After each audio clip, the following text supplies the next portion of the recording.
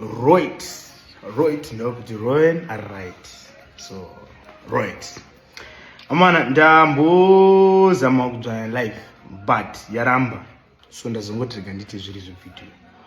I received a phone call from someone and the call was not pleasing.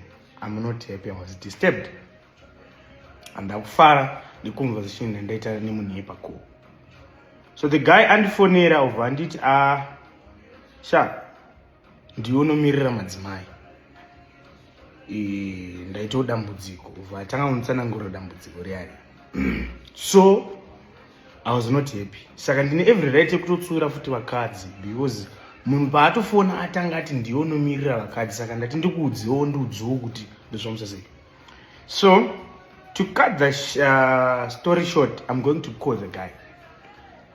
Akandifonera then ndamisa pa call tonzwa kuti nyaya yake yakamira sei. So I'm calling the guy but akati he wants to be anonymous. Haadi kuzikamwa. So hatisi kuzotara zita rake. Ndizvo? Alright. Achade kudavira.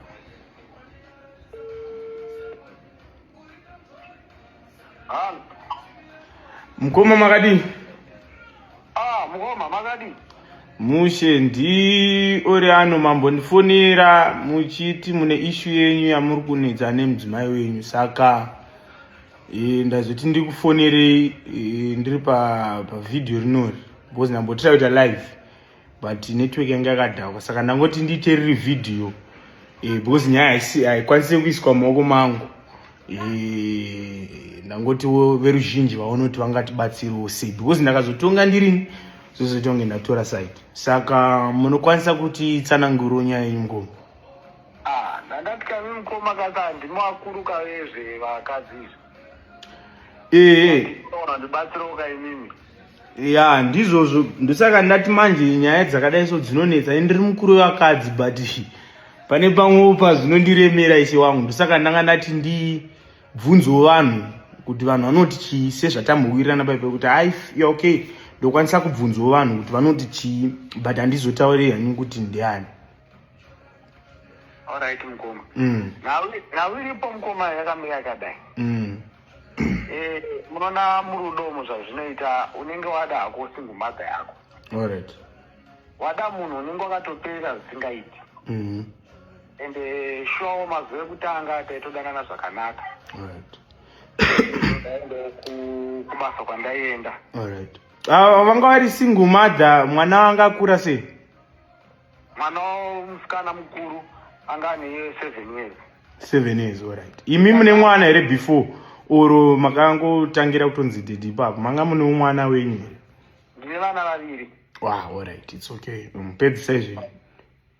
Saka chakaitika ndechekuti taitowirira zvakanaka. Ongoziva chibasa chedu cheukorokodza ichi. Alright. Dzangu dzaitofamba zvakanaka ende taitodanana asi zvinhu zvakazongotanga kuoneka maini pandaishandira. Zvinhu zvakatanga kuita sei? Kuneta kungopera uziva zvokuti unongoita wakashanda uchaone mari. Alright. Saka zvadaro inini ndaakuita kunge semunhu asiri kuenda kubasa nguva zhinji nendakangogara pamba kazhinji kacho. Alright. Nekuti kwamaishandira kumaini uko hazvichanyatsofambe zvakanaka. Zvakazofambe zvakanaka. Alright. Alright.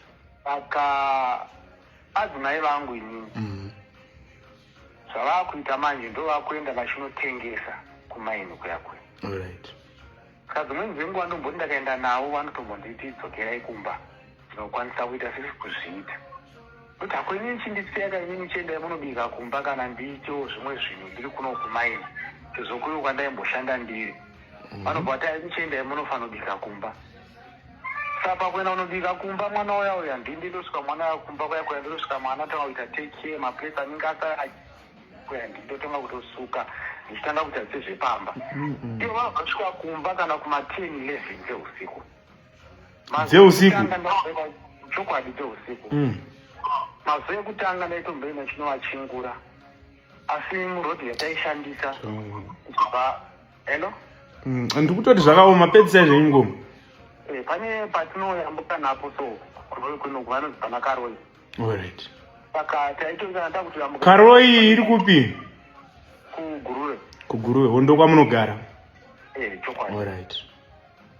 Saka nyaya yapo pari zvino ndeyekuti ndakusaonekwa sechinhu nekuda kwekuti pari zvino handichaende kubasa. Adzimai ndo vega vari kumhanya vachiedza kuita zvose, asi adzimai angu vachandoni sechinhu. Asi pandaenda kubasa ndaitoonekwawo sechinhu. Saka imimi mukoma muri kuti sorry?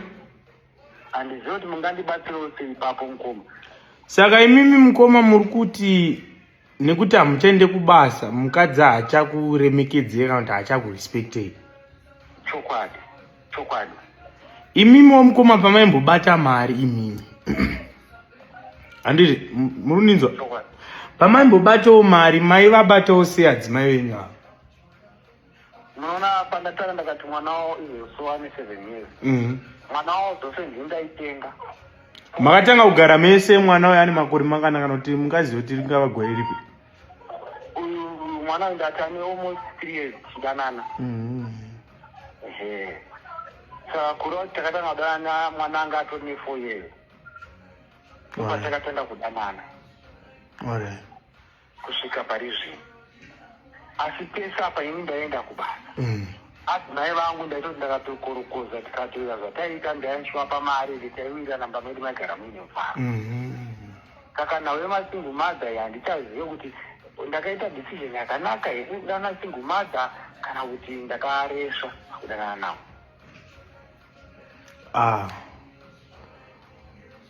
Alright, aiwa nyaya yenyu yakanaka mukoma. Inini sezvanambotara paipe ndakati inini ndini zvechokwadi ndinotovamirira vanhu vavo. Asi pane dzimwe nyaya dzinoonera kuti kaundikurira bhozi ndichiri mwana handingazozive zvemamarriages zvakanyanya. Saka ndichangobvunzwo vanhu paFacebook hamene kana makasununguka. Ameno ndakasununga ubvunzo zvanda kuvhunza. Bvunzai zvenyu mukoma. Ndakatarisa kana izvezvi. Kana bonde chero handichapira. Handizivi kuti ndingabatsirika nawo sei kana bonde handichapiri izvezvi. No problem mukoma. Regai ndione kuti comment section inonibatsirawo zvakadii.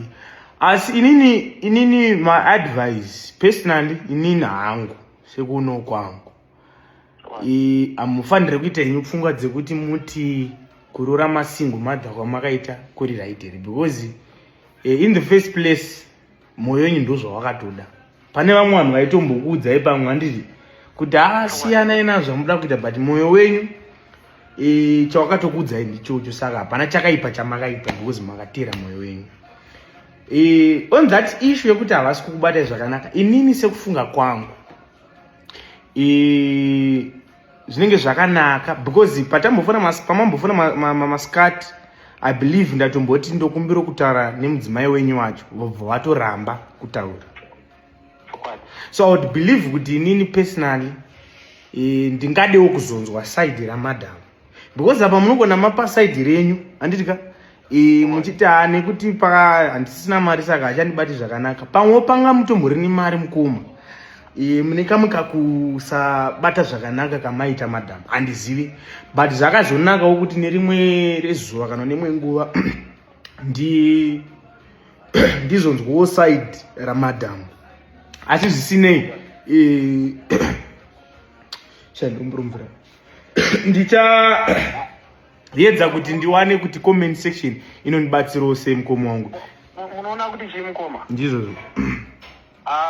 Abi yangu zvavanoita manje vanoti saizvezvi handimona masikati pandapo kuti vambotaura paye.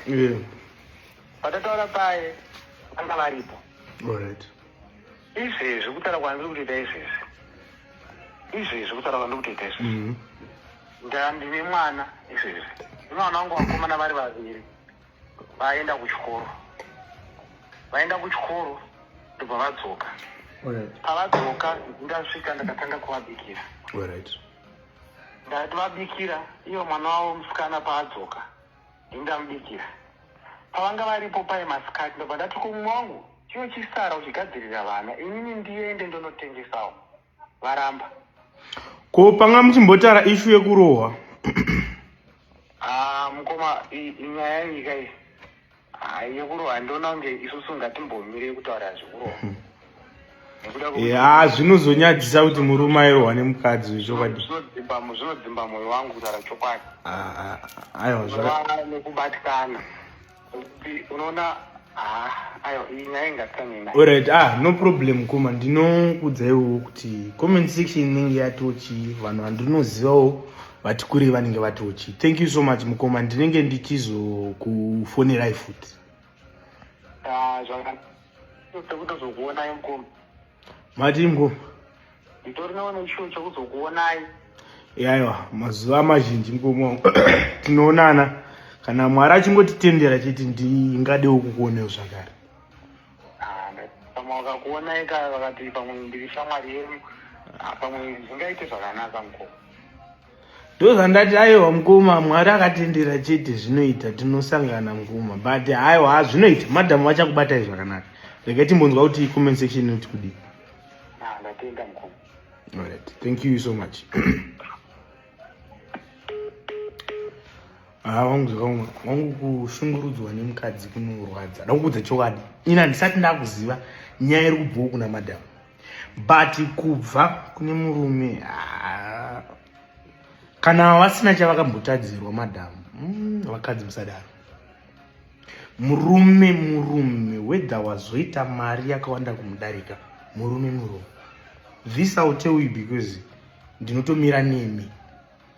But murume ngaiswe pachinzvimbo chake, ngavangozikanwa kunzi ava ndibaba. Whether zvakanaka o hazvina, whether mari iripo o hapana, ngatingozive kuti ava ndibaba. Zvakaoma. Anyways, I'm posting this. Multiple my ideas man. Ina ndingatongi nyaya idzi ndiri mutete maningi. Give us your ideas kuti ndozvifambiso sei, ndovati kudii. Thank you so much.